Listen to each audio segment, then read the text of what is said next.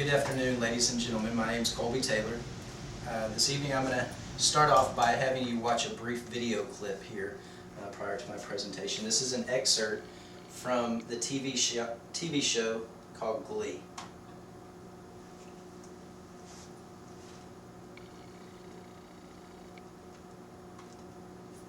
You're on your way to meet up with friends, and you can't seem to get anywhere quickly.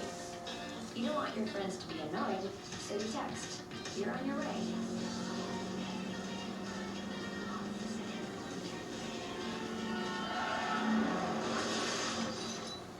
Five seconds is the average time your eyes are off the road while texting while driving.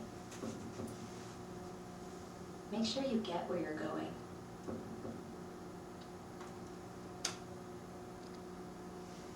Thank you for your attention to that. This evening I'll be speaking with you about texting and driving and how it actually can be considered more dangerous than driving while under the influence of alcohol, how government officials have recognized it as a hazard, and how it poses a risk for serious injury and even death. So now that you know the main points I'm going to be speaking about this evening, let me go ahead and start with how it can be considered more dangerous than driving while under the influence of alcohol. Actually, the National Highway Transportation Safety Administration, they prove that you are 6 times more likely to be involved in a serious accident in regards to texting and driving versus driving while under the influence of alcohol. Also, in an experiment by Car and Driver magazine, they, on a closed road course, took drivers, and they had a vehicle which was rigged with a brake light which they could automatically initiate that brake light from a remote location. In this closed road course, the drivers stopped in an average of about 0.54 seconds. Okay, they then took these drivers and they had alcohol to the point where they were legally drunk, and they put them back in these test cars on a closed course and have them drive. That alcohol caused an effect of an additional 4 feet to their stopping distance. Now, while sober and driving this road course, these same individuals were reading a text message, added an additional 70 feet to their stopping distance.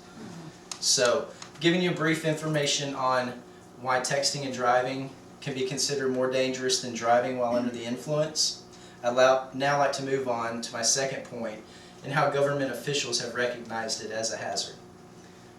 Government officials have recognized it as a hazard because of the dangers associated with texting and driving.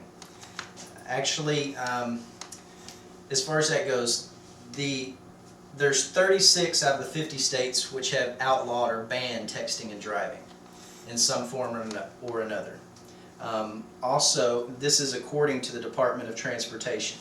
And the Department of Transportation, they also stated that President Obama in 2009 signed an executive order which it mandated that all federal employees not text and drive. So a couple of things that show you what government has done in recognizing that texting is a hazard while driving. So now that I've explained that, let me move on and tell you my last point about how texting and driving does pose a risk for serious injury and even death. There's 1.6 million crashes annually in the U.S. approximately. And according to the National Safety Council, about 28% of those are a direct result of texting and driving.